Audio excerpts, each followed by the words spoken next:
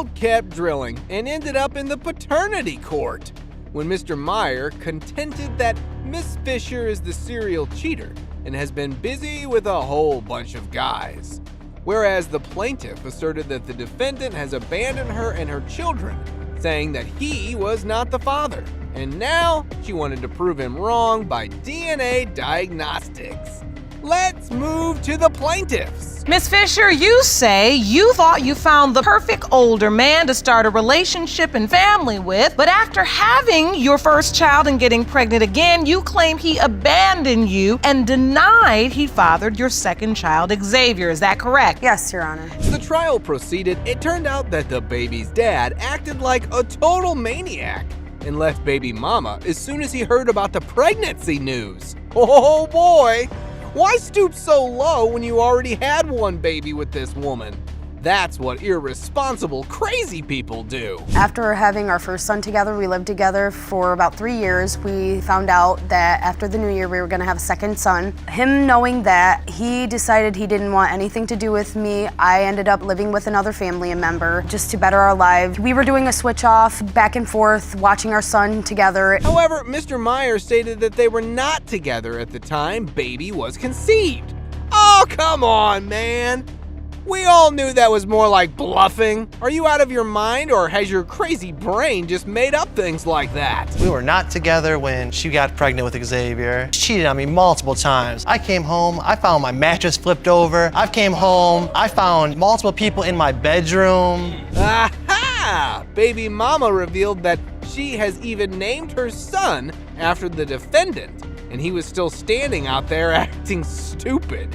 While he testified that he had no doubts because of the baby's name, because he wasn't a junior. Yeah, like if that makes sense. Man, you need to grow up. It looks like you just want to be shut off. Yes, I have a 3-year-old son who is almost 4 years old this year. Named him after Michael. So he is a junior.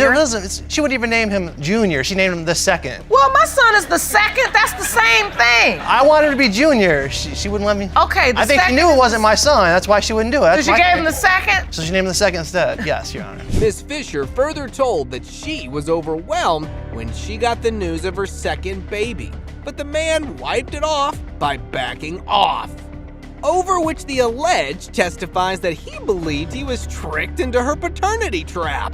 I mean, stop it, man! Were you a kid whom she bribed by a candy? Honor, yes, I was excited to find out a couple days after the new year of 2016 that I was going to be having another child. We had a house, we both were working at the time, everything was okay. One night, I find him crying in bed, ask him what's wrong. He asks me, to not be around him anymore, but I'm trying to figure out why, because we're having another child, we already have one. He was not around for any of the doctor's appointments for the second child. Oh, the guy revealed that his doubts were confirmed when his neighbor told him someone was crawling out of his window. But Miss Fisher denied his claims. Even Judge Lake was stunned at the show going on in her courtroom. Who was that? Who crawled out the window? I would like to know myself. Oh, well, you were there, obviously. I mean, things that made it up. Wait a minute, your neighbor told you someone was My neighbor said, hey, is your house broken into? I'm like, I don't know, I can go check and think. Why would my house be broken? He said, I seen somebody crawling out of your window. I said, really? So I go run to my house. Nothing's gone or nothing like that. I can only assume it was a guy she was messing around with. No one took nothing. Guys, hold on to your ears, because what he brought up next will blow your mind. He testified that he had seen something terrible that sparked his doubts even more. But I am still wondering why he would believe such insane things so easily about his girlfriend, or if he is just doing it to get rid of responsibilities. Okay, I'm having a bad day. I'm working at the time. We were working at the same place. I had to work a double. I was sick and not feeling good. I finally get off work. I'm calling and calling and calling. She doesn't answer the phone. I'm upset. I start walking. She comes to pick me up. She's clearly had sex with somebody. Clearly? Yes, visibly. She had something in her hair. It was not gel and it was not shampoo. Oh no, I am not buying it at all. Miss Meyer, are you playing a game of acceptance and denial? Like, why would you not hold a baby that is supposedly yours? Come back to your senses and stop acting like some cold lunatics. Give some genuine reasons for these things, please. I'd take the baby out of the car. I physically make this man hold his own child for the first time, thinking that hopefully he would feel some sort of guilt in his heart and know that this is his child when he looks at him in his eyes. He refuses to see that. So standing there holding our baby, he cries, asking, I would just rather you not come around anymore. I didn't want to take the baby. You know, this kid's not mine. I don't want to see him or hold him. Who knew that people around the town would give red flags to this couple? As Mr. Meyer kept believing rumors instead of his girlfriend that jeopardized their relationship. Well, I have to say that trust is the key element, and he had not developed that even for the kids. I have even started saying about the stuff I've heard from multiple people. First it started off as, are you sure those kids are yours? Like they didn't want to really tell me up front the truth that the kids are mine. Then it's like, I don't think them kids are yours, and multiple people tell me this. I had a random person come up to me. I'm in the park with Michael. Some random lady comes up to me and says, I know, Serena, that's not your son. I was shocked. I didn't know how to respond to that. I mean, like, how would you respond to somebody who comes up to you and says, Wait, what? If that's the truth, and you didn't want to be with her, then how could you end up having 2 kids with this woman? I think he is just out of his mind. That's why he's spilling these things like this. I really want to understand this because you're in a relationship, you're living together, and there's so much mistrust. I didn't want a relationship with her. I clearly told her when we first met I didn't want a relationship with her. You tell her you don't want a relationship, but you end up in one. Yes. And then you have one child, and that child's named after you, and you continue sleeping with her, then potentially have another child. Yeah. Despite these things, baby mama kept confident and stated that he did not sign the birth certificate and he is the deadbeat dad. But now it's time to cut the chase off. But the defendant kept his victim show on and reacted coldly like that. He is not on Xavier's birth certificate. I got my own house. These results really do matter. Yes. Because you want him to support and be responsible for supporting Xavier as well. Because it takes 2 to tango, Your Honor, yes. Yeah, and you tango too much, so find his father. This back and forth is going nowhere. The baby daddy wasn't ready to drop his accusations, and the baby mama's testimony wasn't helping at all to settle down this dispute. Well, the only hope for this closure is that envelope. When it comes to 9-month-old Xavier Fisher, it has been determined by this court. Mr. Meyer, you are the father. Paternity question began the war between high school sweethearts. Ms. Foster arrived in the courtroom along with her boyfriend, demanding to conduct a DNA test to prove that Mr. Durden is the father of her child. But the defendant staunchly believed that he was not the father, and there was no need for a DNA test. Let's watch whose assertion will bring the closure they need. Ms. Foster, you say getting pregnant at the age of 17 pushed you into adulthood sooner than you expected. You claim Mr. Durden is denying your 15-month-old son, Ian Durden Jr. You are asking the court to order a paternity test so you can prove he is the father because you're struggling financially to make it on your own. Yes, Your Honor. The trial begins on being the deadbeat dad. The mother testified that the alleged dad has done nothing for the baby. Even though he is present on the birth certificate, he is still absent from the baby's life. And the reason for his child's negligence is weird like that. You're saying, Mr. Durden, the court should not order a paternity test. You used a condom every single time. Exactly, because I spent my money on condoms. So, yeah, clearly on condoms, but not on the baby. Whereas baby mama did not let him put his safety show on. She stated they were intimated, and that can surely produce a baby. She further pleaded that Mr. Durden took her out and played Sherlock Holmes with her like this. She didn't even let me know she went to the doctor. That does not matter. I wanted to make sure that I was pregnant before I bring it to him. You know, nobody wants to just like, okay, I'm pregnant. And even if that is the case. Sure. If it's not the case, we did use condoms sometimes. Not all the time, not 100% of the time. No, that's not true. Me and Ian broke up. He wanted to talk. He called me to a restaurant. We sat down and we talked for him. He just kept eyeing my phone. Even though he had doubts regarding the paternity of Miss Foster's baby, the defendant signed the birth certificate, and he told the court that he was a nice person so that baby mama won't be ashamed. But I am still wondering if that was not his child, why he would even think anything like that. It took her mother and I think one of her friends to tell her it's the right thing to do if the baby's his. You say this child is not yours and you have proof, so I don't even have to order a test. We was in the hospital room. I didn't really want to embarrass her in front of her mom and her sisters. The more you testify, the more obvious it is to me that a test is needed. Yeah, Judge Lake, we are all on your side for this. Yes! The most he is testifying, the more he is digging in for the paternity test that he doesn't want. Now you say you're 100% sure. Besides the condoms and the fact that you buy them and you buy them and you buy them, I get that. What else? How is it you know for certain this is not your child? Next up, the guy told the court about the phone call he received regarding his girlfriend and her new type of friend. I mean, first of all, I want to know what type of friend it was that got this man to act mad and generated this serious conflict. I had a phone call from a friend. He was telling me that he saw Ivy with someone else. I have friends, like... It wasn't that type of friend. It was the type of friend you flirt with. It was the type of friend that, oh, your boyfriend's not around, so let me do this. I never flirted with anybody, never had sex with anybody else. Ian is the one and only person that I've ever had sex with. That's a lie. So that type of friend. Anyway, Judge Lauren determined that the paternity test is necessary to resolve this unsettling dispute.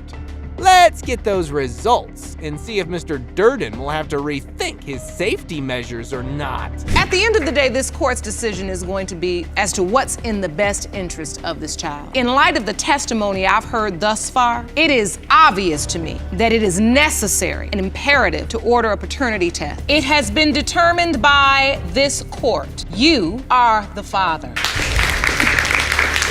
Having dual relationships cause dual doubts.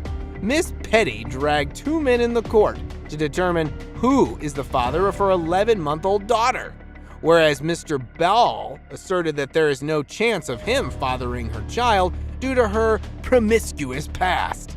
Let's watch if the baby's mama will get the closure she is hoping for. Miss Petty, you say you grew up without a father. You don't want the same for your daughter. Yes, Your Honor. Now you've asked the court to DNA test two men who may be her biological father. And Mr. Ball, you're one of the two men we've tested and state you do not believe you fathered the child of Miss Petty's promiscuous past. Yes, Your Honor. So, the trial begins with that doubt. The defense asserted that the plaintiff has been sleeping with the other man as well, which made him certain that he cannot. But what he alleged next for the woman is just insane.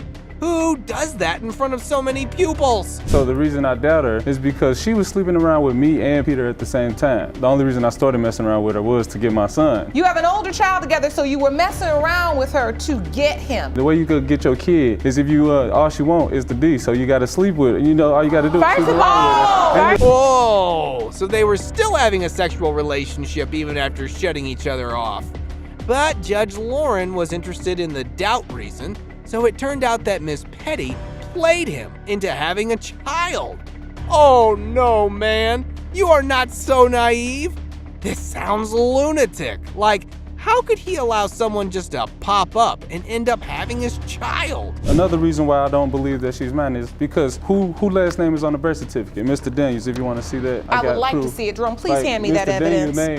She got Mr. Daniels' last name. If it was my baby, she would have had her with my last name like we did with our son. Nonetheless, for better understanding, Judge asked the plaintiff how she ended up in this intense situation, over which, while testifying this, she got emotional, but the defendant didn't take a moment. I want to look at this young lady because I feel like I'm watching a tennis match. My neck's just going back and forth and back and forth. How did you arrive in this place where you have a child you don't know who the father is? For the second time. Did I ask for background singers? No. Okay, then I need you to be quiet. Even though the alleged baby's father had been bashed by the judge already, he could stop his motor mouth in court. But Lauren had enough of his brainless behavior, so she reminded him that who is the boss here like this? What I need to understand from you, Miss Petty, is if you really felt like one man was your child's father, why is it that you'd give her another man's name? You didn't want her to... Why you didn't give her your last name? If let that her was the case? speak. And I'm asking sorry. the question. Sorry. So, if Mr. Balls was sure that he was not the father of the baby, then why did he refuse to take a DNA test? I mean, that sounds odd. Like, if it don't have doubt, then boy, go for it. Prove the lady wrong. You said you weren't avoiding the DNA test. Did you hear this, Jerome? He's not avoiding it, but why can't Mr. Daniel take it right then and there? Why can't you take it? Like, if he feel like he's the father, he been there the whole time. All I'm doing is taking care of my son and my daughter. Well, that's what I've been doing. The good news is you've both to do, taken the test now. Well, now it's time to hear from the second potential father. He testified that he dreams of him fathering the baby girl. It turned out that he knew about the other guy, but still, he erased those doubts from his mind. Aha! This kind of man is needed in this world. Up until this point, until the baby was born, did you know that she had been having a sexual relationship with Mr. Balls? She told me before because of the situation when we got together. You gave her your last name? Yes. Why is that? I love kids. I'm a family person, and from my history, I've been a foster child since I was 4. Mr. Daniel further told the court that he has caught them red-handed together while they were having a sexual encounter. And Mr. Bally put on the defense show and denied all his testimony. But Judge Lauren did not let him make everyone boo-hoo the fool. Mr. Ball, stop talking and listen. Don't tell me what you were trying to do. I want to know, did you have sex with Miss Petty on that day when Mr. Daniel saw you through the window? Yeah. Okay. Their ongoing discussion further fuels the whole situation instead of helping to resolve the case.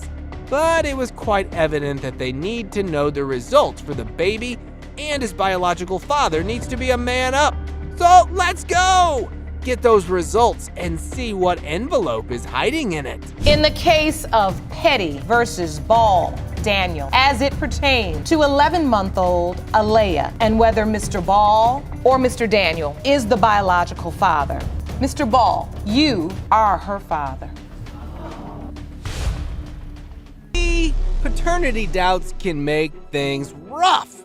FYI, the whole courtroom can end up as a shouting circus.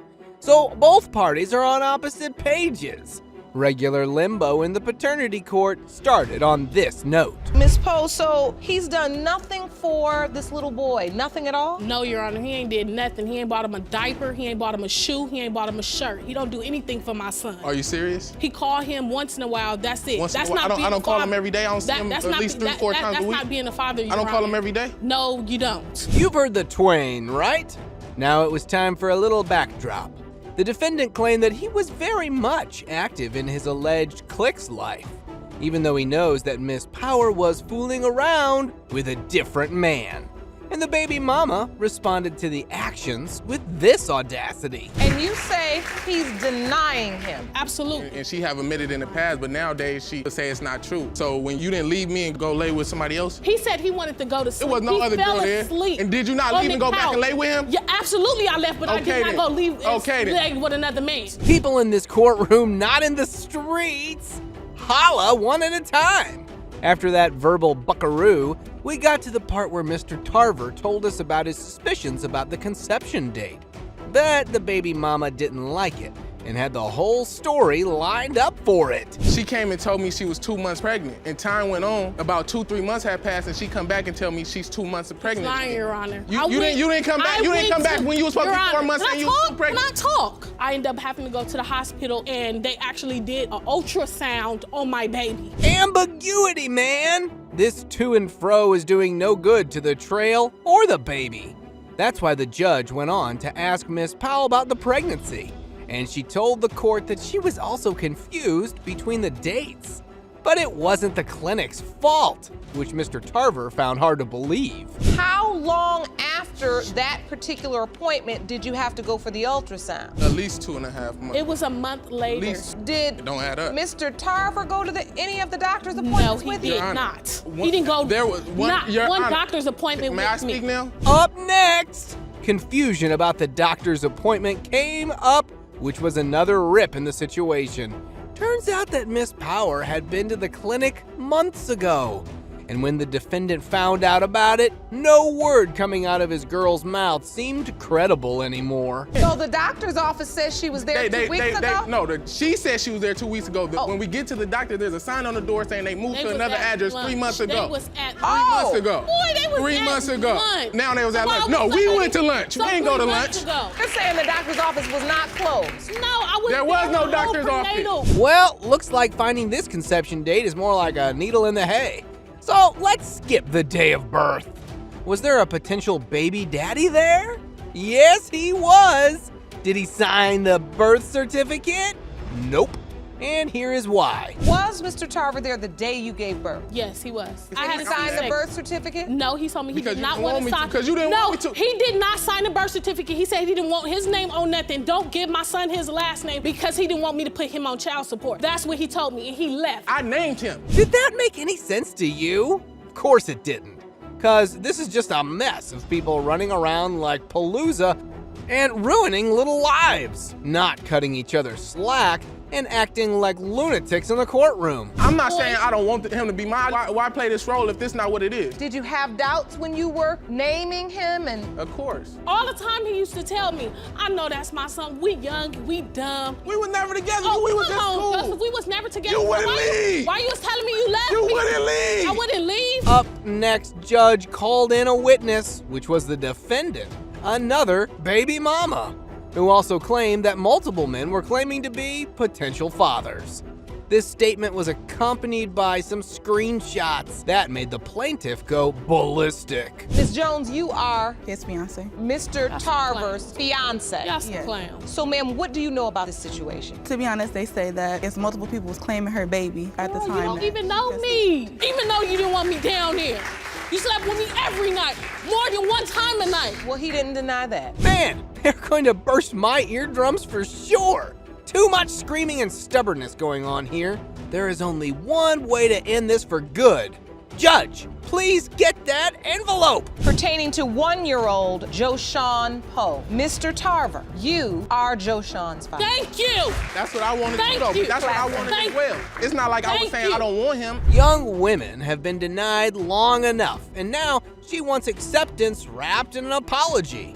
While her alleged paternal family claimed that Miss Bacchus' mother's deception has already left them with $92,000 in child support, and they refuse to go on like this. Ms. Bacchus, you demand Ms. Smith and the rest of your father's family apologize for treating you so poorly. Yes, Your Honor. The point that they started garnishing his wages, it was going into arrears, drawing interest, and now is over $92,606.06. Yeah, a DNA test is an easy solution for all the trouble. Why not opt for it? Because the difference was always up for it. She even told the court how their harsh treatment had affected her. But this result will set things right, once and for all. If that's the case, then he should have showed up when I showed up and when they took blood from me just to have the test. He should have showed up for the test and we wouldn't be here today. First of all, I remember being young and scared and I started crying for my dad. They held me down and boot up for me and all I remember is I kept screaming for my father. Oh, poor thing has been through a lot of conceived rage bottled up in her. Miss Bacchus even told the court how her parents were together for 7 years. And then, him just denying her like that was just painful. On the other hand, Mr. Wooten was just after his money and was using the children to her advantage. I was conceived a year later after him and my mother was together. And they was together for 7 years. Once she was 4 months pregnant with her, we broke up. I realized that most of the things that she was only interested in was me helping her financially. And one of the first things she asked me 1 month after we was together. But that does not rule out being a potential father, does it? You were there. It doesn't matter if it was for 7 or 4 years.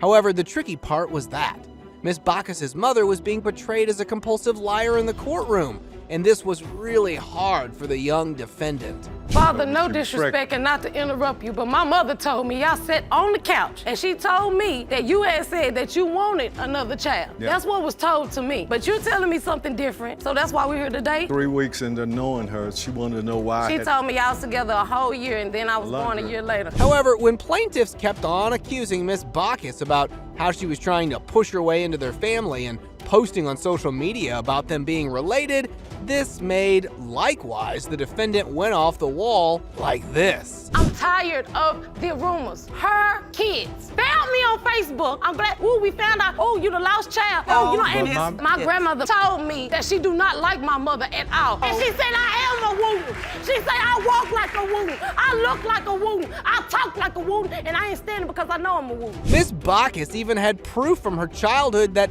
she wasn't always the stranded child. She further claimed that all the coldness and denial were because of Green. If the money wasn't involved, they wouldn't be saying this, but it's cool, because you've been hurting me for 34 years. I know how to take it now. Miss Bacchus, what is this a picture of? That is my mother. That's me in the middle, and that's CC on the end. That's why I can't never stop loving her. And she making me mad right now, but I still got love, because I am. The young woman has suffered long enough for the truth. And it was clear that regardless of what may come, she was in for truth and nothing but the truth. My stepdaddy had to take me to my father because I was treating him like crap. He wanted to know what is the pain that this young lady is going through. So my stepdaddy loved me so much. He brought me down here so I could be with my father. Even when her own daughter wanted to come stand by my side today, it's gonna show and prove that he is my father. I think I've heard enough and I'm ready for the results. Well, paternity court stands for going all the way, because the truth is what sets us free. And no matter how much you push it under the rug, it will get out. So let's see what fate has for Miss Bacchus. Mr. Wooten Jr., you are not her father. I want to apologize to the Wooten Pryor Clayton family for my mom's BS. CC, I came here with the confidence of knowing he was my father and knowing you was my sister. So now that I know the truth, I'm sorry. Mama, you got to pay that back. She'll always be the daughter to me. After the tragic passing of her mother, Miss Mitchell is left alone in the world. And even though she was once taken in by the defendants, this went on for a long time. And this alienation has taken a toll on the plaintiff. I came here to see if he is my biological father because I lost my mother a year ago from breast cancer. I just want to fill that void. I don't have no one else. It's just me. And I just want to make sure that he is my father. And I just want closure. I understand. Mitchell was obviously looking for her paternal closure. But the man she was looking up to claimed that he just adopted her out of generosity, and cleavage between them was because of her mother and couldn't be undone. I understand her feelings, but when she was younger, and I found out about her, hey, all I could do was step up to the plate straight up. She was 7 or 8. Her mom wanted me to adopt her, so I changed my living conditions, bought bedroom furniture, got her set up to go to school and everything. I was gonna adopt her, but her mom reneged on it when it was time to go to court, and I never heard from her again. So the potential father has his own story of inconvenience lined up for the court. According to him, just a one-night stand had landed him the responsibility of a girl who wasn't his. You say you did your best to try to establish a relationship. Yes. What was your understanding, Miss Mitchell? My understanding was he was my father and we were supposed to try to build a relationship, but he never came around. Every time I try to call him, he always blow me off. It was like every once or twice a year I see him. But this wasn't all, as he never showed compassion to the adopted child. Mr. Jordan was cold enough to not allow the plaintiff to address him as her father. Still, the plaintiff longed for his attention. You claim you tried to call him daddy once. Yes, I did. And what happened? He told me to call him Jordan. Is that true, Mr. Jordan? I tell everyone to call me Jordan, except her. That's his daughter. Your daughter. Well, I raised this one like that. That's his daughter.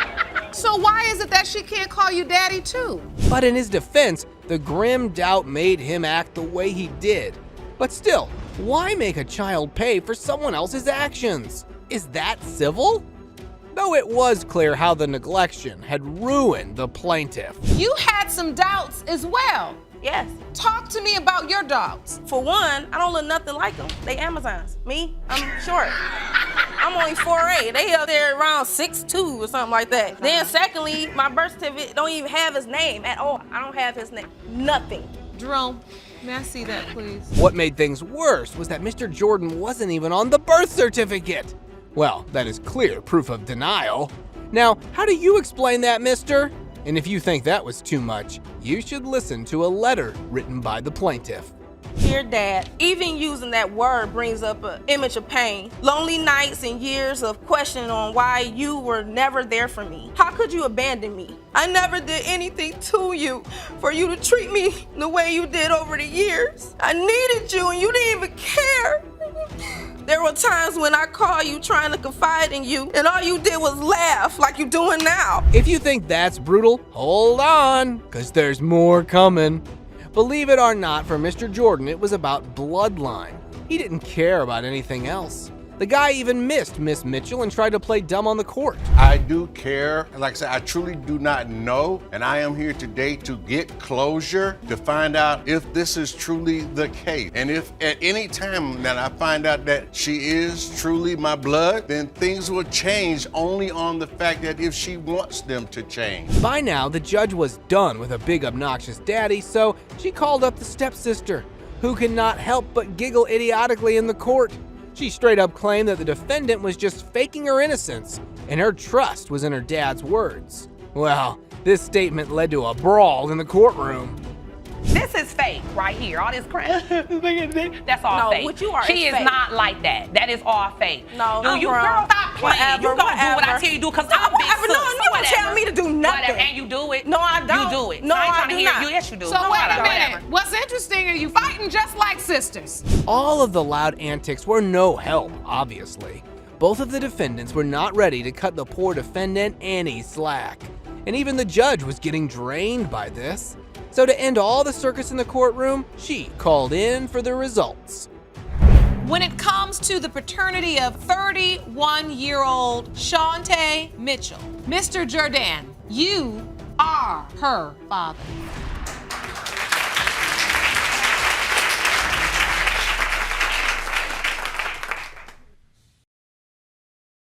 No normal person would want to duck and dodge their desired firstborn. But when there are 4 fathers in the mix, paternity doubts are meant to be.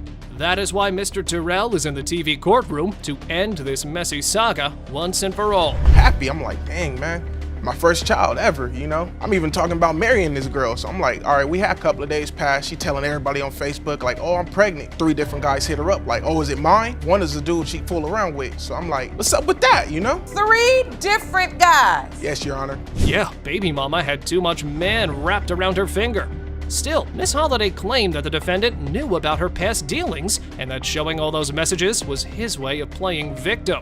But the judge found this pill a little hard for Holliday to swallow and proceeded like this. Different men asking, am I the father? What is going on, Miss Holliday? I cheated with TJ one time with an ex of mine. TJ, he doesn't want to be responsible. He doesn't want to be a parent. He doesn't want to take care of his responsibility. He's trying to throw things out to try to make it seem like he's a perfect person. He doesn't want to step up and be a responsible person. While the woman was testifying, the alleged brought up the boat incident in which the plaintiff herself confessed to swindling with the man waiting to be summoned in the courtroom.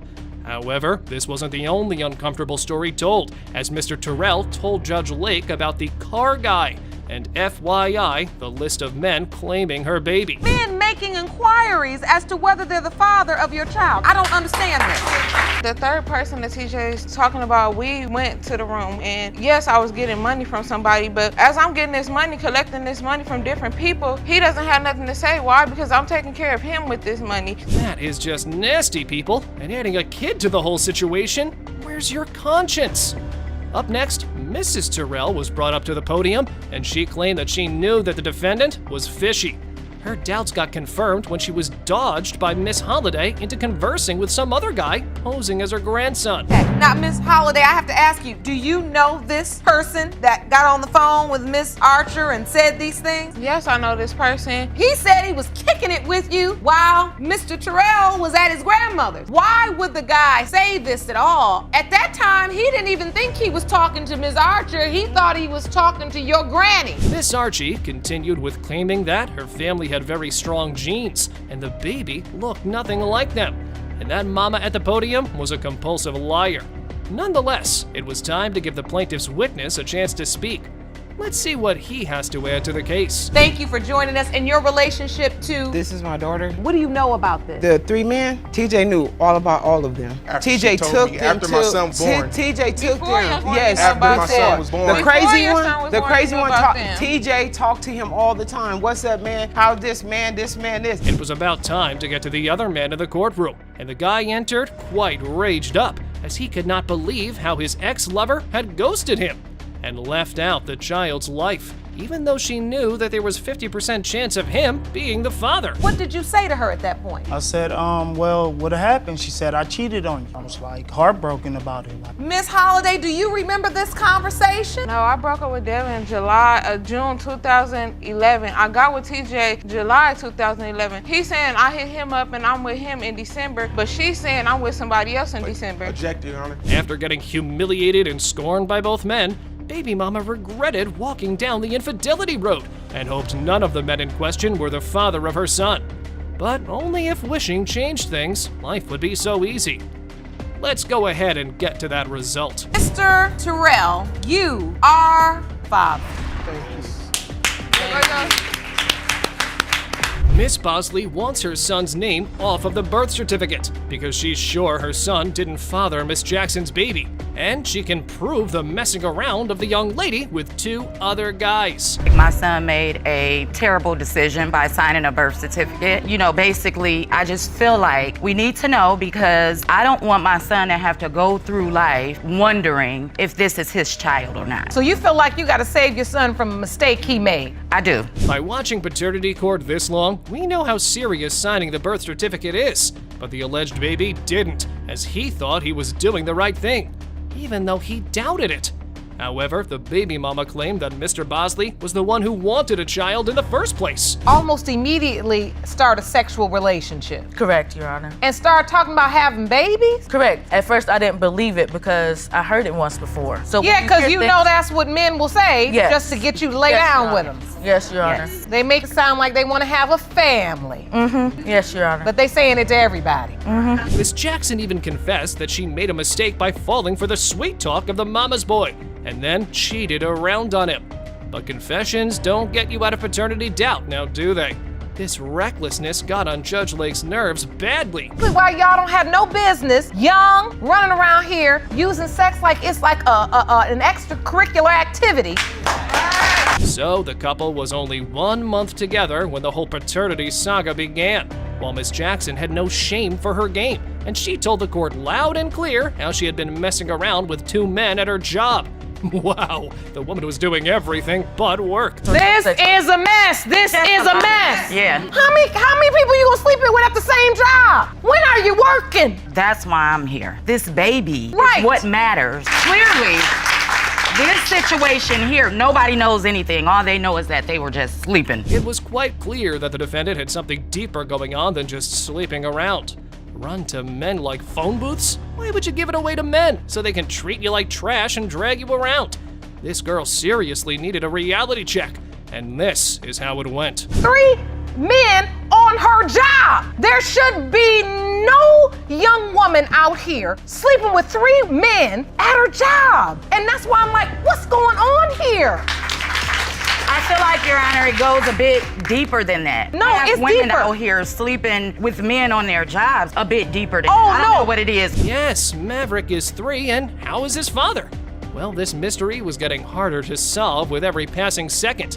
He was the one paying for his mother's daddy issues. Time to end things for good. It has been determined by this court. The biological father is Mr. Bosley. 50 Shades of Messy are set in paternity court because there's no love in this story. All this couple is doing is cheating, blaming each other, and putting on a good episode of reality TV.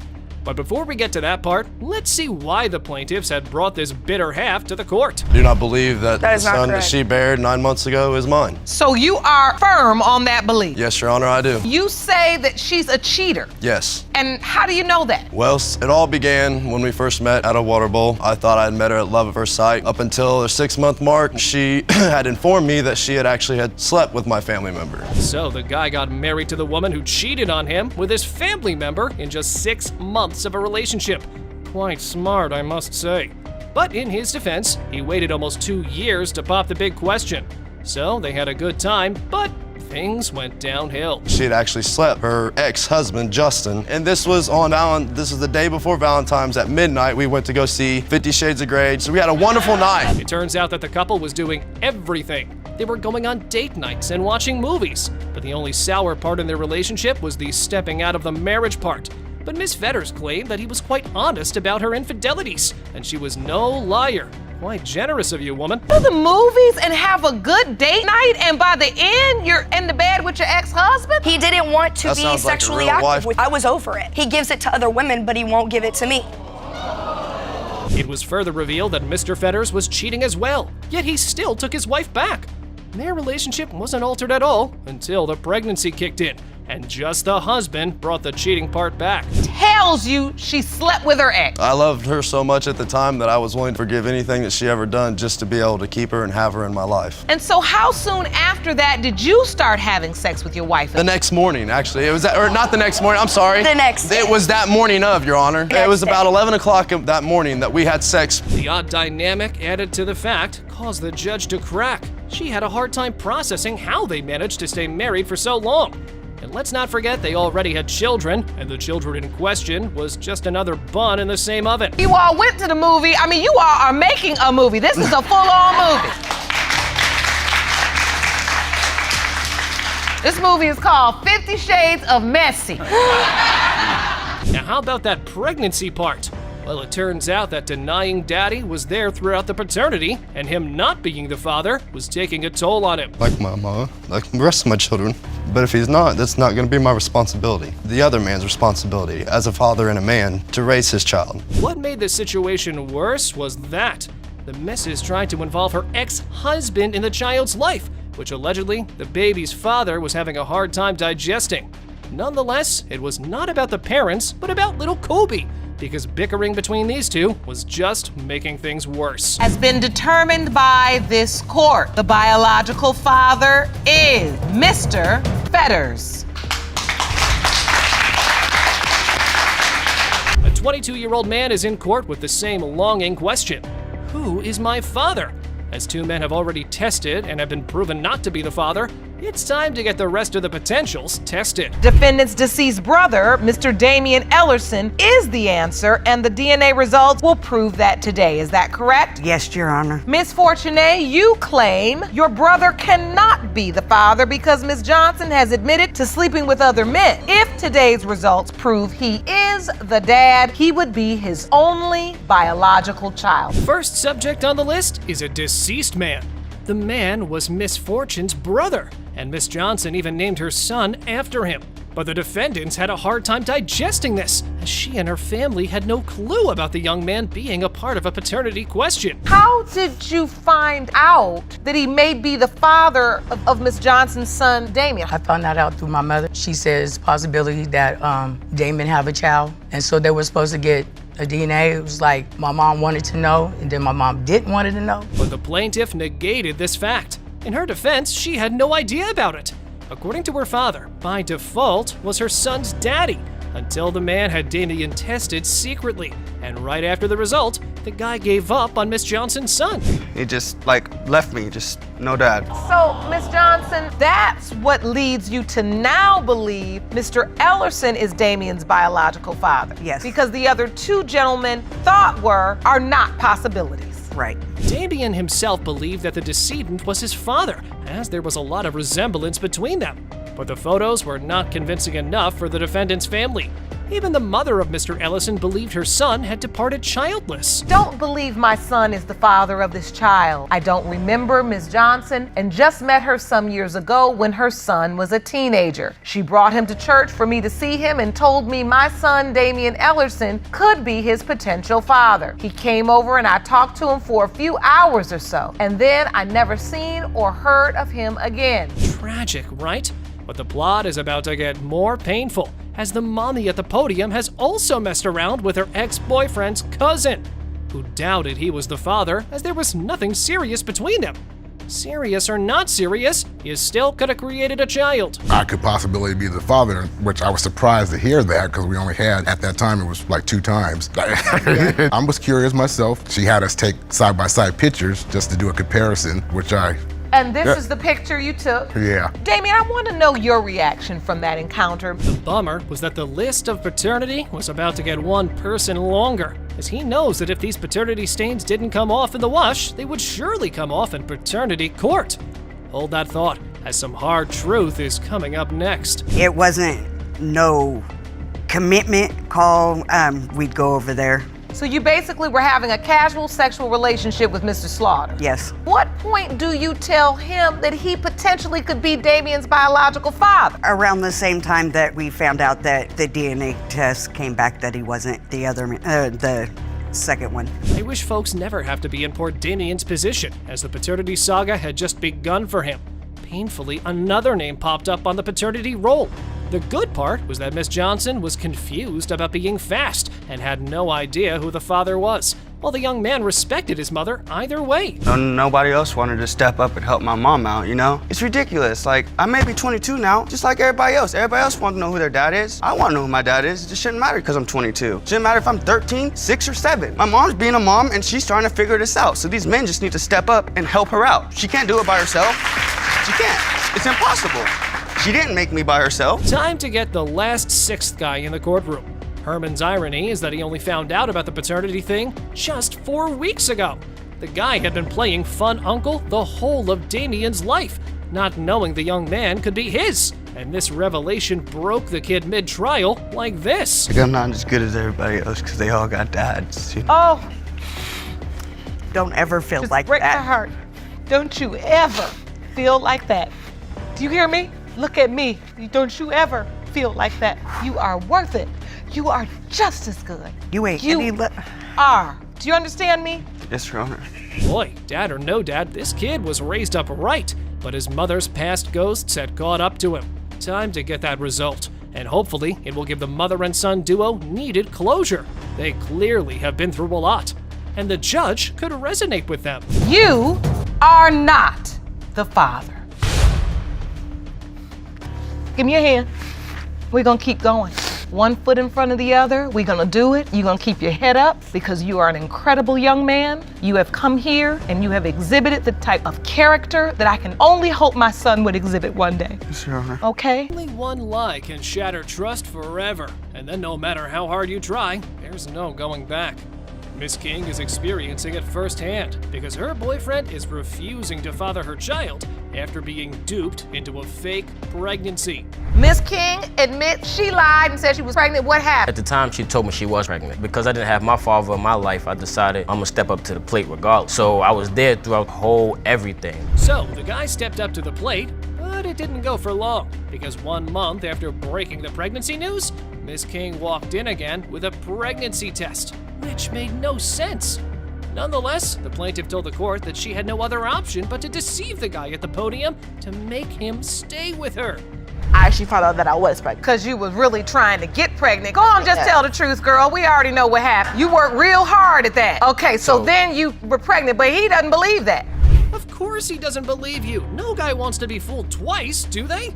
The alleged baby daddy told the court how just recently the baby's mama told him that she was in love with someone else while they had broken up. When you were off with the other girl, Right. she was messing with somebody else. Correct. Sounds like she was coming clean before she got to court, right, Jerome? That's absolutely true. Look, it's gonna all come out here. I always say if it don't come out in the wash, it's coming out in the dry, or it's coming out in paternity court. Yes, It turns out that the duo had a tit for tat on, and every time they broke up, both of them went back to their exes.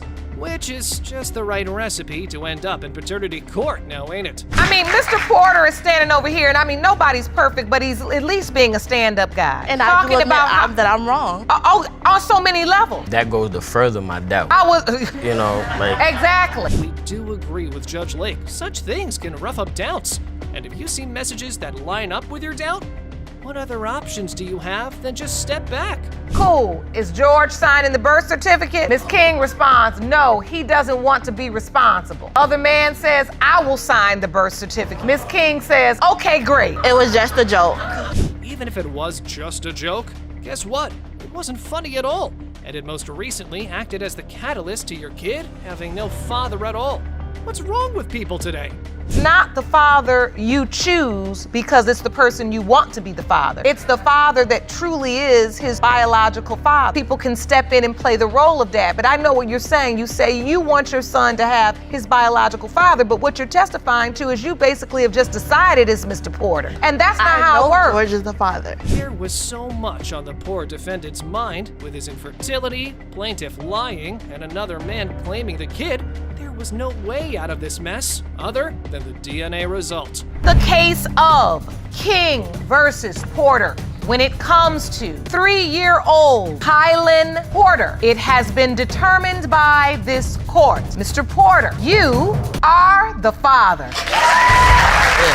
In this episode, Mr. Muhammad has come to the court as he does not want another man to raise his child, while the baby mama is testifying that she is sure of him not being the father, as she cheated on him. And you say it's not his baby, Mr. Wall. Yes, I say that because during my conception day, I was having more sexual intercourse with the other guy than Mr. Muhammad. Anwar was already having an affair with another woman before he had moved in with me. During that time, while he was having his affair, I was having my affair also. After this revelation, Miss Walton told the court that Mr. Muhammad was no angel either, as he also had been riding the same train.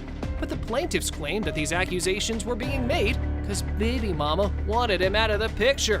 I wasn't having no affair. We was together. She told me that this gentleman was her cousin. I didn't think nothing of it. Her cousin. That's not true, Your Honor.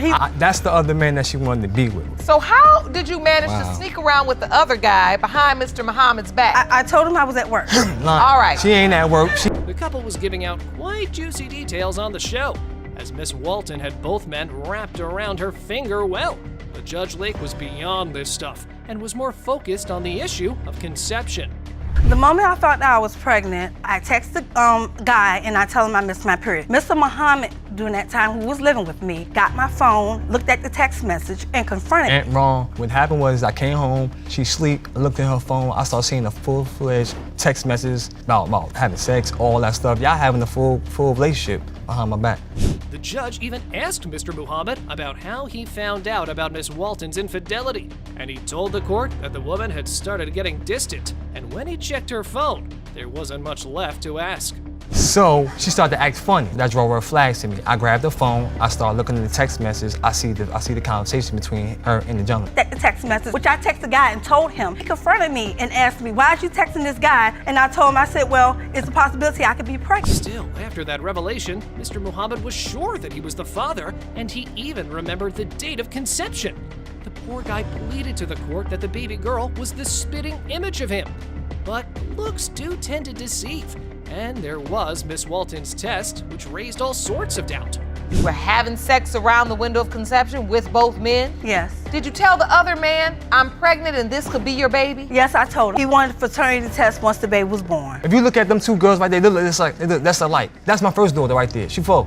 They are adorable. Oh, adorable. Those are my babies. Those are my babies right there. Look at me and look at them. Those are my babies right there. Yeah, they may be your babies, but I'm taking care of them. Oh, I take care of them too. However, the defendant claimed that the guy at the podium was just all show and no go, and that she'd been taking care of her child alone. But Mr. Muhammad negated her testimony. Still, the fishy part was Miss Walton only considering one option. Even Judge Lauren believed that it doesn't add up why Miss Walton was acting that way, until she let the cat out of the bag. Honestly, I believe it in my heart that he is the biological father of the man. She gave plus the other man, he will be more financially helpful. He'll be more of a father to her. Oh, you've decided that this other man is going to take care of Brooklyn better than Mr. Muhammad. Yes. Never that. That ain't gonna work. So do you want to be with this other man too? Yes, Your Honor. Now it makes sense. So, it's an episode where mommy tried to pick the guy with more money. She would just keep her real baby daddy away for a comfortable lifestyle. Well, you can manipulate your way through life, but you can't do that to DNA. When it comes to 2-year-old Brooklyn Muhammad, it has been determined by this court. Mr. Muhammad, you are the father. Yes. I told you. I know what I'm talking about. Separated but still stirring the drama, Ms. Nazarene sues Mr. Rami for absenteeism and deadbeat daddy status. But the plot thickens as the defendant has his issues to address. Will this family feud ever end? You are here today to sue your ex-boyfriend, Mr. Rami, for being an absentee father. You say he has caused you and your 2 children much pain and suffering by never stepping up as their father. Mr. Rami, you claim Ms. Nazarene has done immeasurable damage to your life and career by her very difficult personality. The trial commenced with a relationship recap of how and when their relationship began to suffer and sour. And we got to listen to how things started to go out of the way due to irresponsible actions. Our relationship began to sour when I became pregnant.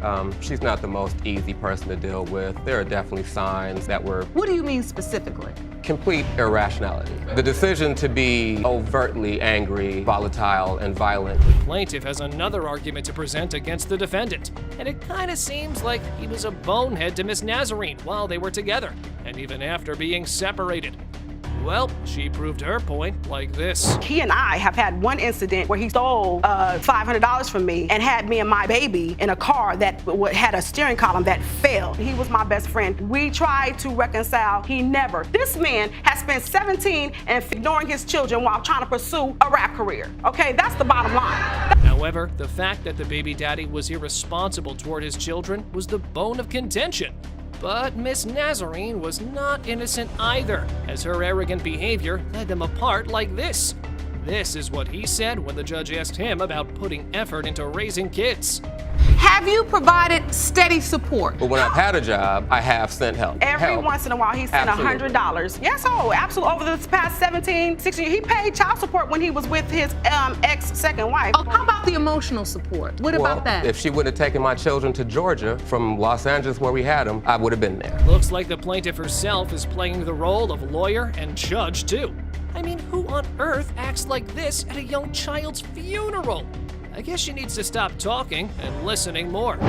My brother's oldest child and only son just died. He just turned 21, died on his... You don't care about your own son. Why would I care about your brother's son? Keep it 100. Keep it 100. So she was being cruel and selfish in text messages as well.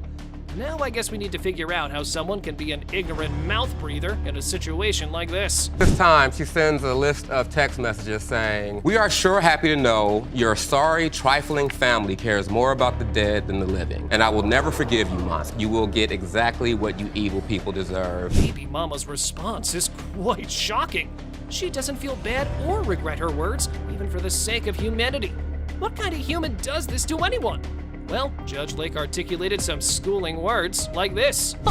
Take this from me because I mean it earnestly. If you want this man to be involved in his kid's life, you've got to sometime present yourself as a person that somebody would want to be around. This is how the continuous stream of scrap is going on between Judge Lauren and the plaintiff due to her unnecessary comparison and wrath over the other party. But she ain't gonna stop anyway. There's no way you can send a text message about somebody burying someone that's a child. The message was about. That was an unnecessary comparison. And let me tell you something really real. You stooping too low because you're not a dumb lady. The car part seems more important to them than the main conflict. Judge Lauren wants Miss Crane to take her leg aside for a while, as her consistent nosy behavior was irritating. I was taking the car out to Tarzana. I wish this car would go somewhere. What happened? I take the car out there. When I drop it off, why did you get the car? If I don't find out what's wrong with this car, I cannot help get this thing better, okay? Yes, ma'am. Where did the car go? The plaintiff doesn't seem compromising, so Judge Lauren had to jump into the argument. Here, yes, we all accept the claim of the defendant. Miss Nazarene is really difficult to be with. What I also get from you, though, is part of what you said today is true. Ms. Nazarene is difficult. And I have every right to be. Did I ask you to let me finish? Yes, ma'am. Thank you. Well, both parties needed to hear these words for their betterment from someone, and Judge Lauren honored herself and spoke about schooling and supporting things for both.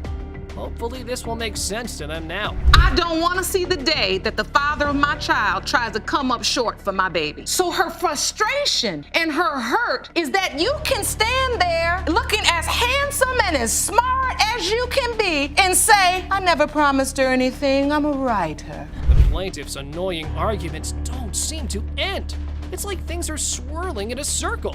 She needs to have a reminder about her main concern, but it seems like their own problems are bigger than the one they came into the court for. I do see two people who I know are intelligent enough to understand this. You have got to love the children more than you hate each other.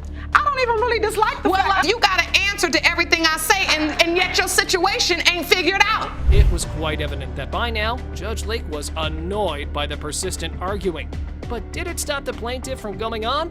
No, not at all. The woman kept on coming like a kraken on the loose. This man, if you really ever knew him, you would know, and nothing you say bothers him. I mean, I am looking at this man. Him. That's why he got ulcers. It bothers him. Nothing you're saying is bothering him. This is not going to end today, and this is much deeper than this court can solve in this one session. Good. Judge Lauren finally dismissed her and tried to set things up by suggesting they shouldn't have a real conversation and just act upon the one-word answers for real. Otherwise, they may end up on another issue. Make that effort to see them tomorrow. Yes. Just say, hey, what time? That's it. Don't start an argument. And then if you could just give him a time there. Can you do that? Yes. Can you do that? Yeah. Insecurity can be a real marriage killer, as it puts the closure of everyone involved at risk. So when Miss Merrifield accused her husband of not being the father of her 20-month-old son, it led to a court case where DNA testing was conducted to prove paternity. The outcome had the potential to further damage their relationship. Mrs. Moon Merrifield, you say your family is in jeopardy of being torn apart. Yes, Your Honor. You've dragged your husband, Mr. Merrifield, to paternity court to prove that he fathered your 20-month-old son, Kane. Yes. Mr. Merrifield, you believe your wife cheated on you and has been lying about Kane's paternity, and now you say a divorce is next. Yes, Your Honor. The defendant argued that there was a lot at stake in this case, as not only his dynamic with his better half was getting bitter, but if the DNA result would not be in his favor, the outcome would have adverse effects on his family. My family is on the line. I have divorce papers here. I need to find out the answer if this is my child or not. He always Get results some to help. that. Anytime we have a fight or an argument or whatever, it's always divorce. It's never work it out, let's talk, whatever. He always throws up divorce in my face like I'm supposed to just melt to my feet. You know, like people have been through worse than what we've been through. However, baby daddy tried to explain his side about how things got a lot more toxic in their marriage. He alleged that he caught Miss Merrifield with some other dude.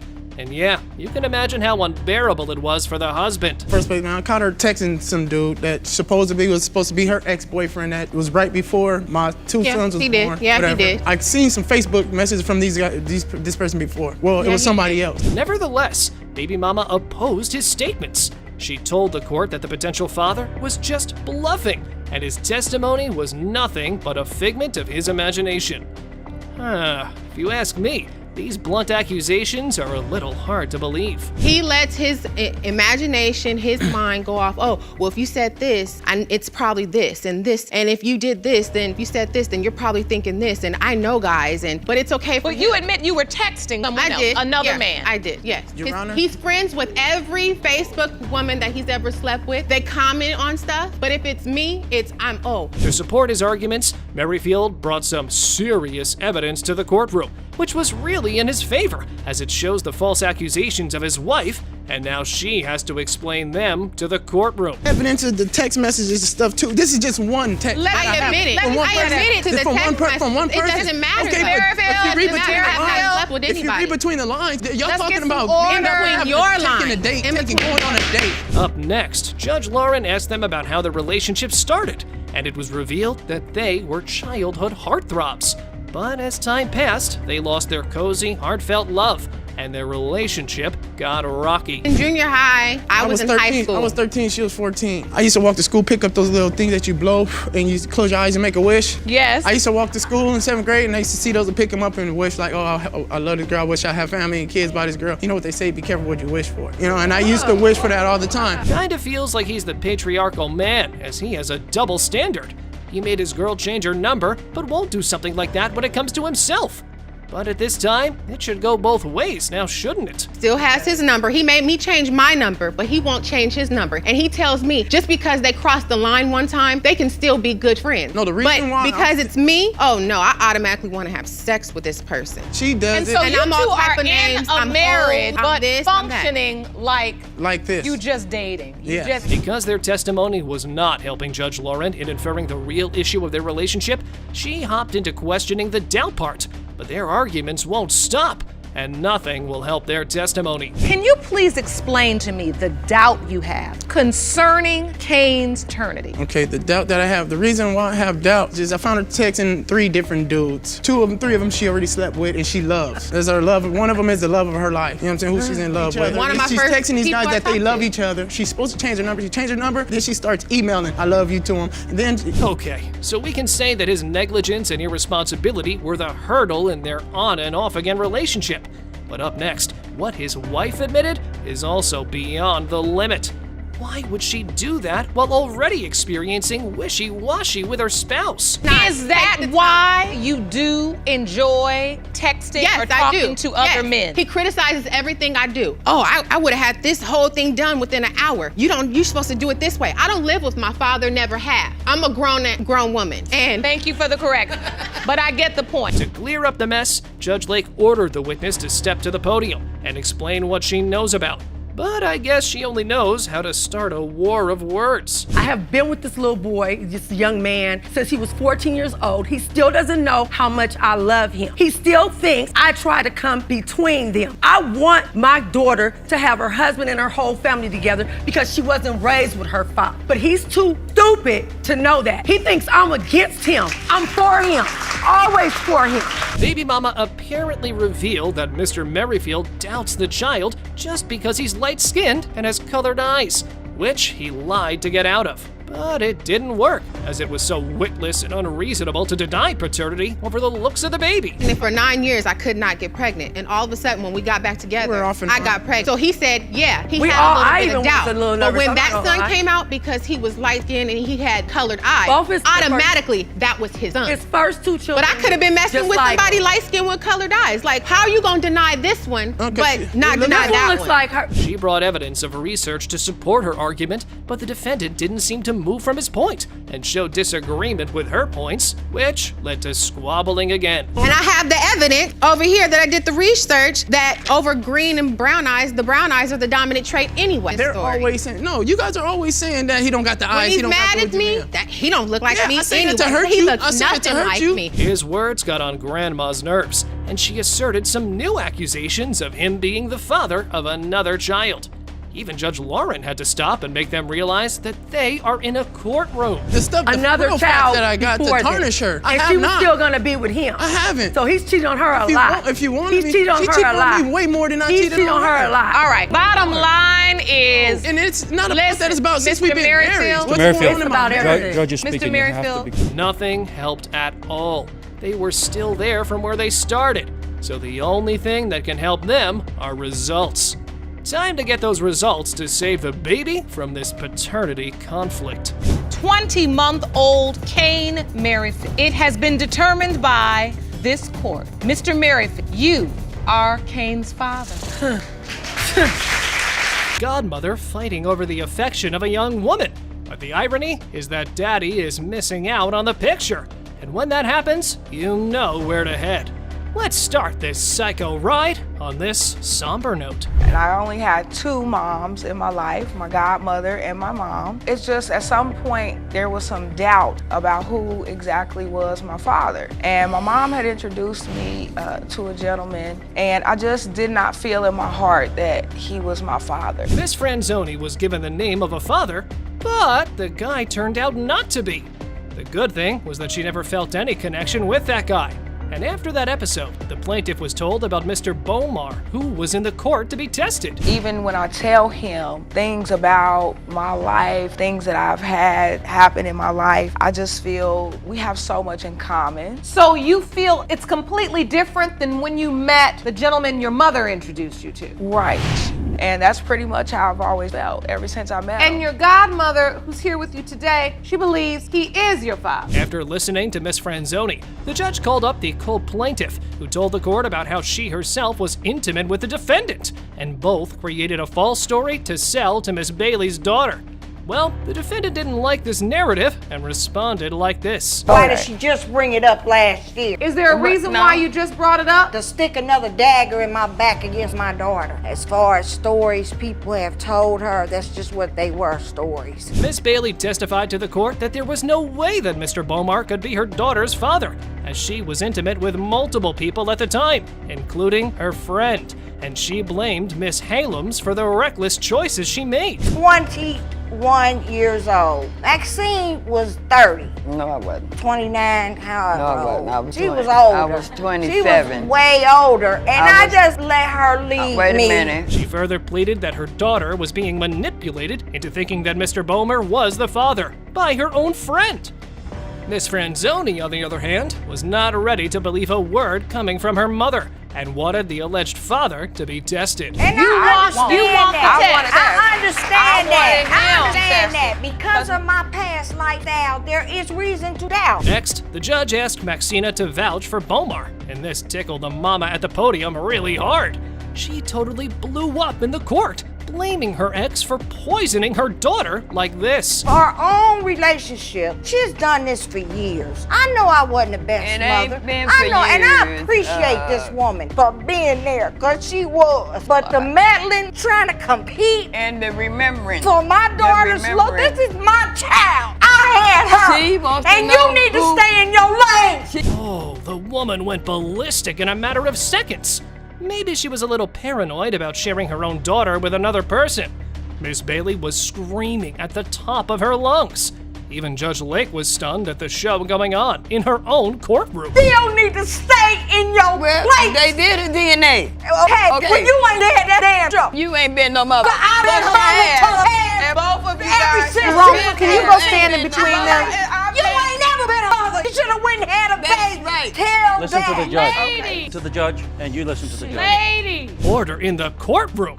Jerome stands between them, or Maxina might lose her hearing today. So all of this was of course unacceptable for the judges, as a 20-year-old woman was standing there crying, while her loved ones were busy fighting. Both of you love this young lady very, very much. Yeah. And both of you have had a hand in raising her. You all can keep arguing and fussing and rehashing your own personal issues. I tell you all this back and forth, it's obvious me and everybody in this courtroom that it don't have nothing to do with her. This back and forth is clearly going nowhere. So, the judge got the alleged father in the court, who told the judge how he had no idea about the young plaintiff. But since they got connected, and now that they've developed a bond with each other, Mr. Bomar was also hoping to be the father. Let's see what the DNA results hold. Mr. Bomar, you are not her father. I'm sorry to you both. I'm more sorry, to him. Malicious rumors made the son sue his mother and sister. In this case, you can see Miss Chandler and her boyfriend dragging his mother and sister in the courtroom due to the damage they've intentionally done to the couple's reputation. On the other hand, to support the maniac actions, the defendants claim that baby mama has manipulated Mr. Hilliard. Let's move to this lunatic episode. Miss Chandler, you and your boyfriend, Mr. Hilliard, are suing his sister and mother for defamation of character. You claim they are spreading malicious rumors regarding the paternity of your son, Brandon Jr. You are seeking the results of a paternity test to prove your baby is indeed Mr. Hilliard's son. Is that correct? Yes, ma'am. The trial began on this note. It was revealed that the plaintiff is promiscuous and has been busy with so many guys. Like she's got to play with them on a racing track. However, the mommy admitted the claims and put on the break show like this. Annie has always gone to the racetrack, and she talks to guys on Facebook, texting guys. She has a lock on her cell phone to where my brother can't see her phone. She's cheated on my brother. He stayed at my house with his kids. Now, what proof do you have of that? She's admitted it to me. No, I have not. You slept with that guy at your house. You left Brandon and the kids at We my were house. not together. Uh-oh, Miss Chandler took over and bashed the defendant over her interference in her life. I mean, girl, that's fair enough. Do good, have a good situation for the psycho girl. Go get your life, lady. Let others do their things themselves. You guys were getting back together. You should not be talking about me sleeping around. What I do with my life is my business. 3 babies, 3 baby daddies. I got 3 babies with the same man. Okay, we'll see if that's true, won't we? We will. Yep. Even after that, the supposed auntie didn't stop to put her leg in the middle and asserted that the child's mommy has been dating some other guy when his brother was away.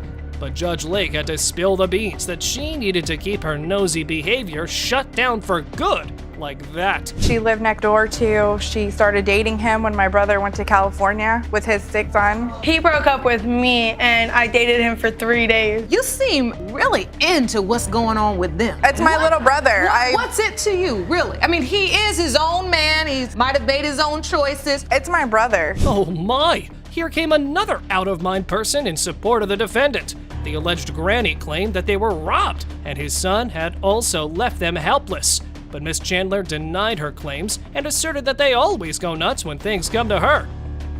So it seems she's just brought more drama to this testimony instead of sense like this. I feel that we were robbed.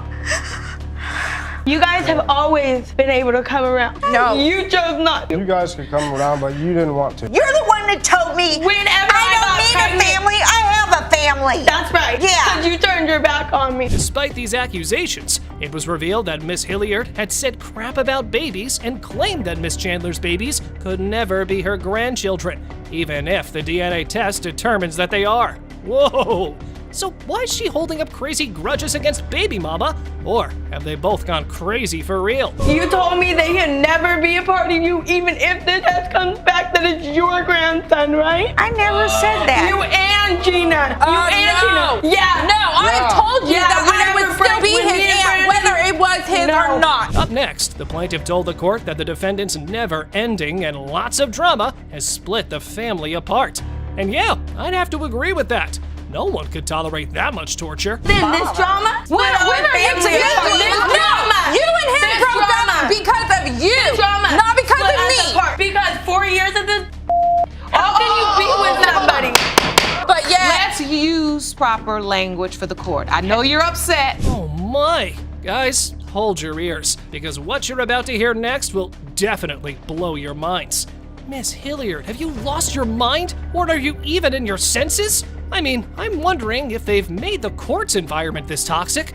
What could they have done at their own home? do you feel like Miss Chandler uses your grandkids as pawns? Yes, ma'am. Just to get whatever she needs out of Brandon. Give me specifics. Well, I don't one think so, thing because is- nothing I need that I don't already have. I got 3 beautiful kids, and they love me, and I don't care what you say. I know one thing you need. I have never and it's used better my shut kids up as a before I give pawn it to for you. you. Back and forth accusations were not helping in solving this exhausting family dispute. So, Judge Lauren dismissed them and asked to get those results to settle this conflict once and for all. Let's watch if the DNA results will be able to change both grandma and aunt for the babies. Mr. Hilliard, you are the father. Thank you. Now apologize. I'm sorry. That's your grandson that you've been denying for 4 years. That's your baby. Anger and animosity serve no good, especially when there's a serious illness riding on paternity. And that is the case for Miss Walker. As to find the truth about her alleged father, she has turned to Mr. Simmons for closure. But his wife does not like this dynamic. You contend that there's absolutely no way your husband is Miss Walker's biological father. No way. You argue Miss Walker needs to let go of this fantasy and move on to another candidate. You're capable of having children, but don't believe he is. Yes. So the trial begins with the defendant giving the cold shoulder to Miss Walker, claiming her husband was incapable of having children at all. But the plaintiff had a hard time believing it. She can tell the court how Mrs. Simmons' sister was the one who reached out to her and claims Miss Walker as their brother's daughter. And this fact rubbed the wifey real hard. I said, first of all, your sister should have called you first for permission to give out your number. You have a wife. I believe that's disrespectful to me. Asking for your wife's permission to talk to your own daughter? That sounds odd, doesn't it? But Mrs. Simmons was not ready for some random girl to pop into their life. They articulated her reservation quite loudly, which drove Miss Walker to the edge of crying. And this made the judge go like this.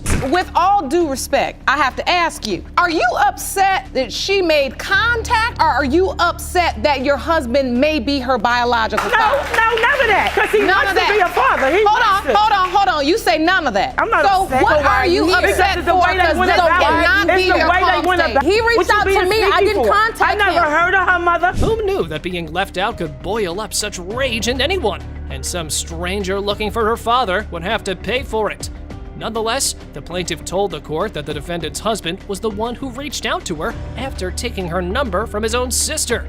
Listening to this, the judge realized that it was high time to get the potential father into the court. Can I give you a hug? I believe you're her biological father. Yes. The reason Mr. Simmons believed to be her father was the affair with Miss Walker's mother. Even though it just lasted for weeks, it did have baby-making potential. A bit of an odd confession for a TV show, right? But hey, that's what reality TV is all about.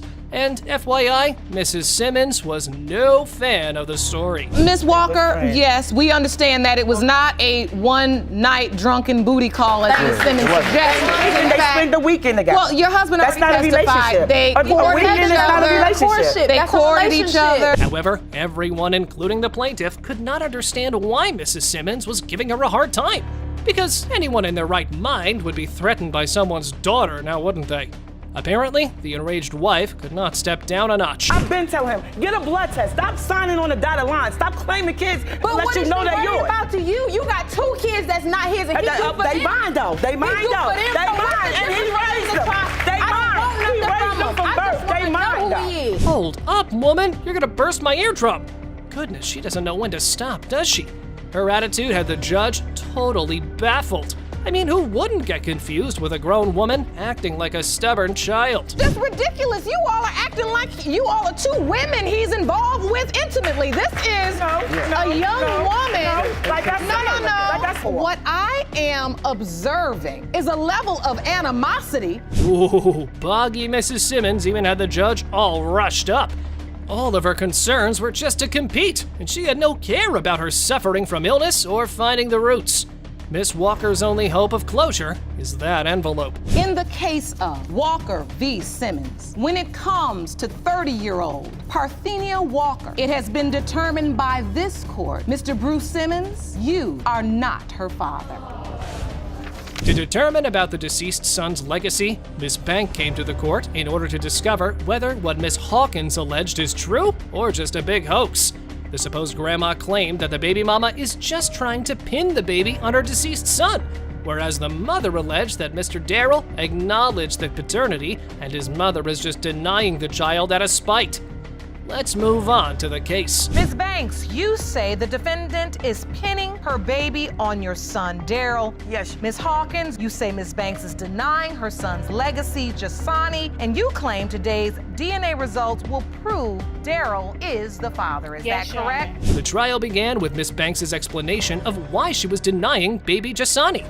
It turned out that before his tragic death, her son expressed paternity doubts. She claimed that they had a wishy-washy relationship. But how does she know so much about them? Was she playing with them? I never knew of Jada really until right before my son's death. Jada met my son on Facebook and she came and moved in with him. They were dating and they were off and on. They kept breaking up. I told him that I was gonna get a DNA. Miss Jada had his baby. He would have said to me, no, Mom. Alas, feeling sad for both the plaintiff and the defendant. Their ongoing dispute further fuels the whole situation instead of helping to resolve the case. But it was quite evident that they both needed to know the results for the baby and his late daddy. So let's go.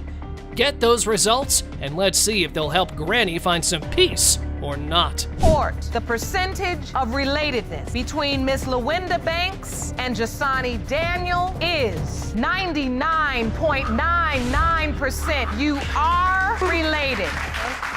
After struggling with 20 years of child support, Mr. Conway stepped up in court to prove that he is not the father of his ex's child, whereas Miss Cruz claimed that the alleged daddy is denying her son in order to dodge the child support money.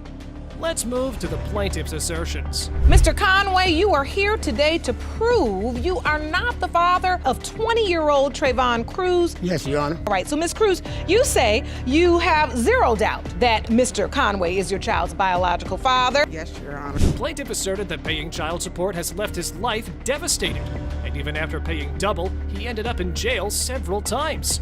I'm wondering if that was the case, then why didn't he get legal help before? Let's find out what exactly he did, except for being a deadbeat dad. Well, I'm paying child support in Nebraska, but he has 2 orders. 1 order in Nebraska, 1 order in Missouri. I didn't know nothing about exactly where they was in 2005. And you've never hired an attorney to deal with this issue? If I had to get an attorney, I had to get an attorney from Missouri, but I live in Nebraska. However, the defendant got nothing from the alleged father. He was absent financially and emotionally. Then, to whom was he paying for 20 years? And why Ms. Cruz spun the victim card that the alleged daddy tried to play like this? Edwin has not did nothing for my son. Why is Missouri not worried about it? Tried to straighten this out. Try to straighten it out. They said, this guy's calling me, harassing me, saying, they're taking $700 and something out of my check. I said, I'm not receiving nothing. I'm not receiving no aid for maybe $5,000 over 20 years. I don't really know. Really? However, as the trial proceeded, Judge Lauren asked him why his name is not on the birth certificate. He knitted a whole "I am not the enemy" story in the court. Come on, man, you're unbelievable. If your story is true, then why would she end up with claims saying you are the father for sure? He was there when I actually had the baby, but they don't just bring the birth certificate to all Mr. this. Conway, if you missed the opportunity to sign the birth certificate in the hospital, why not make arrangements at a later date? Exactly. She was gone for 9 months. She came back in June. Told me in July she was pregnant. She had the baby in January. When Mr. Trayvon testified, the little relationship recap was given. It turned out the potential daddy had always been a deadbeat.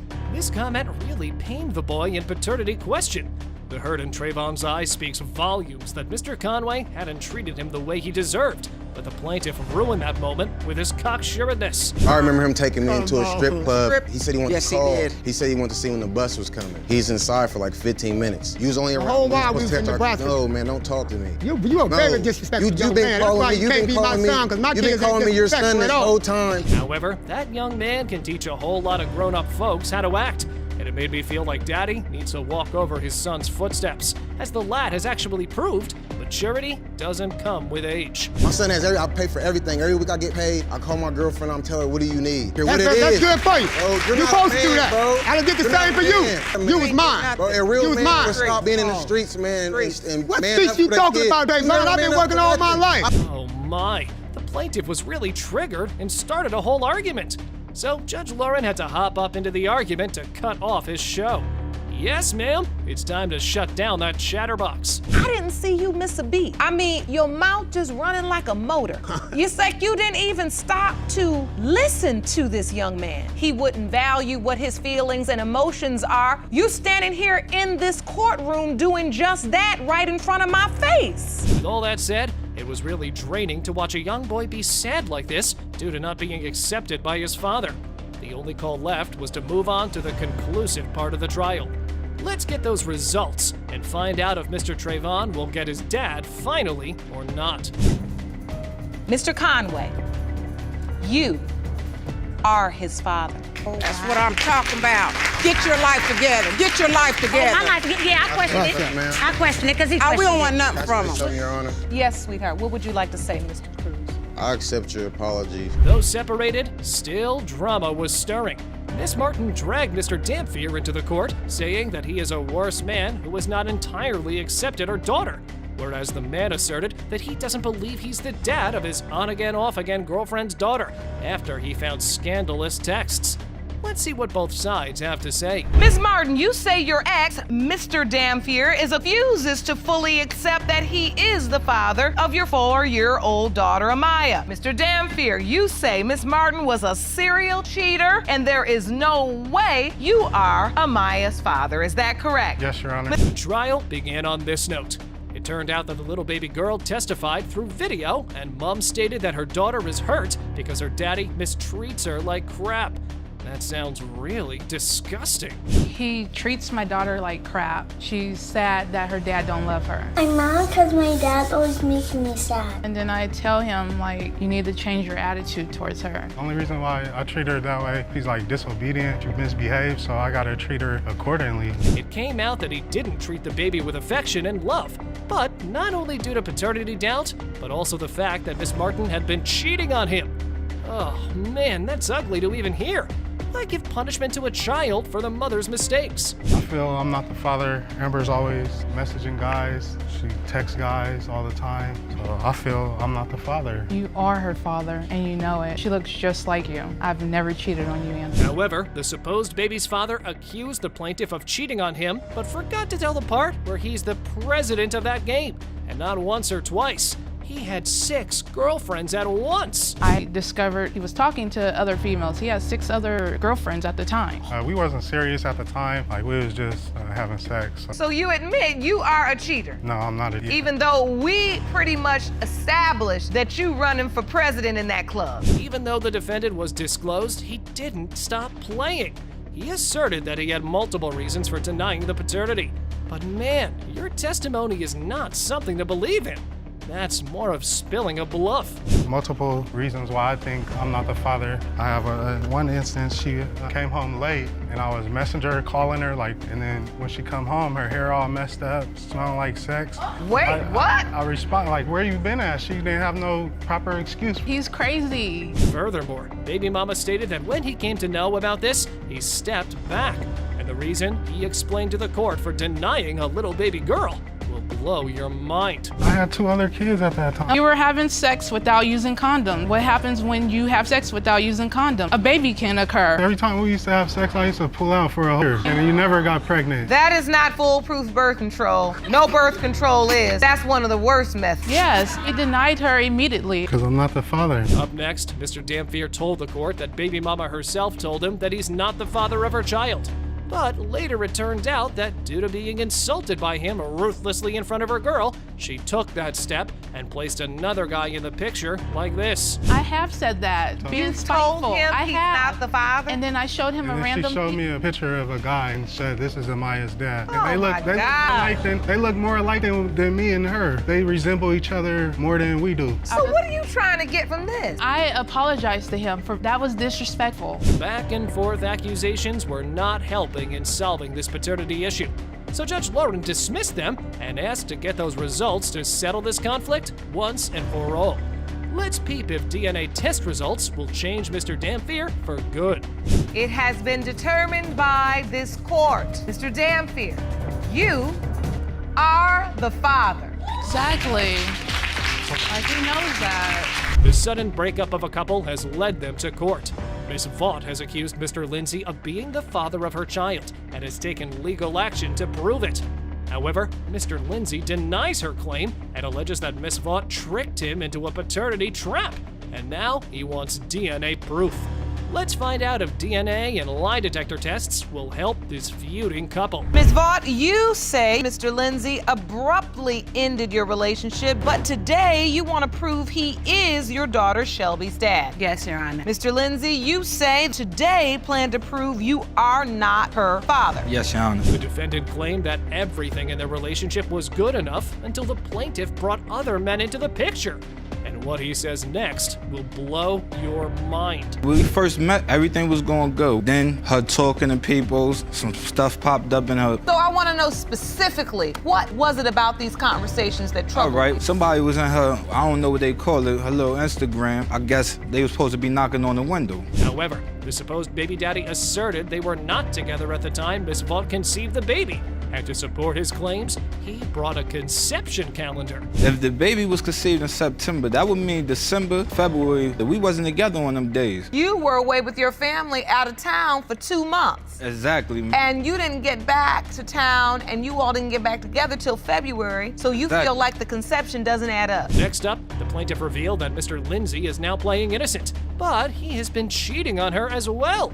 Oh, so I think the only thing that jeopardized their relationship is mistrust. Oh, because he cheats on me, Your Honor. Let's be real. Look. Why build a relationship with me, making it seem like, oh, we're just gonna be this happy family? Like it's so crazy, Your Honor, that Mr. Lindsay here, now he never agreed to nothing. So I'm sitting here lying. Due to their unresolved conflicts, Judge Lake approved the request for a lie detector test.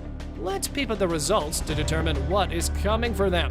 Is Daddy going to repent or not? Ms. Vaught, you were asked, did you have sexual contact with the man who sent message about which window to knock on? You said no. Who sent you messages, you sexy? You said no. The lie detector determined you were being deceptive. Nevertheless, over lie detector results, the alleged baby daddy heated up the situation with his false comments and reacted ridiculously like this. He feels like that because somebody said I got no more to say. You got the results? The results speak for itself, unless you argue with the lie detector, man. I feel like you're doing this because you wanted to make it seem like I'm this bad person to you. You make it seem like that. I didn't take the lie detector test and fail. Oh my! Why doesn't he accept already that he is the father?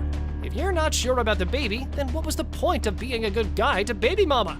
Furthermore, he claimed that Miss Vaught tricked him into signing the birth certificate. He stopped at the gift store to get me a balloon, teddy bear, and a flower. Okay, being a good guy. If you have a child and you don't know the child's yours, you don't stop by for the teddy bear, the balloons, and the flowers. I got a petition to change the name if that's not my child. Up next, he filed a petition in the courtroom to remove his name from the birth certificate if it's proved that he is not the father.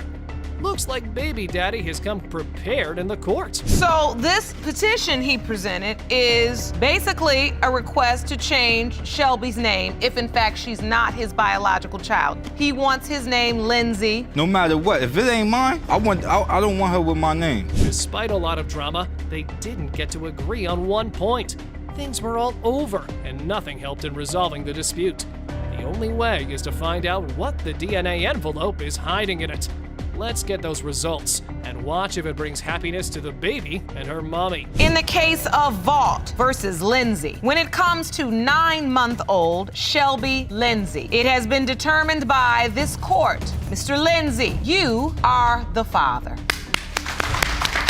Miss Nichols has summoned Mr. Young into court to prove he's the father of her 13-month-old baby. But he claims that her sugar daddy is the daddy, and there's no possible way he fathered the baby because she was already pregnant before the relationship began.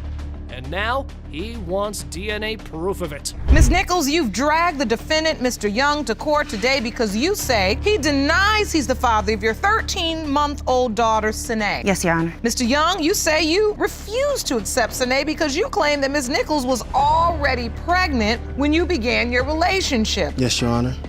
The trial began with Mr. Young's explanation behind denying the child and thinking that the plaintiff is just trying to pin her baby on him.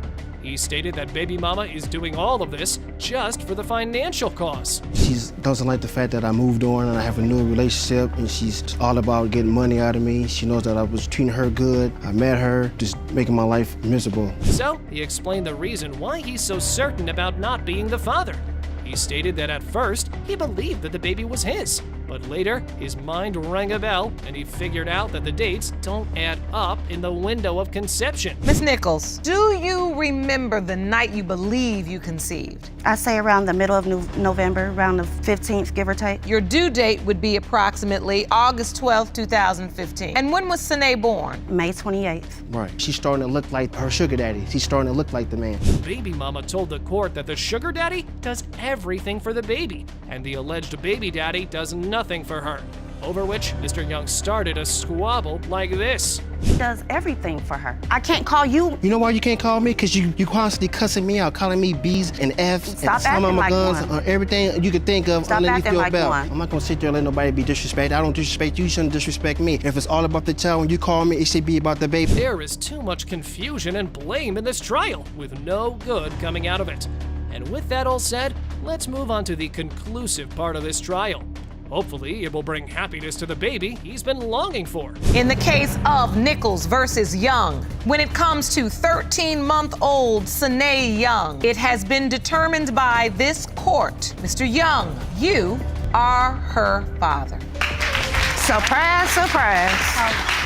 Look right here. And I see tears in your eyes because what do you feel in this moment? Because like his dad wasn't in his life.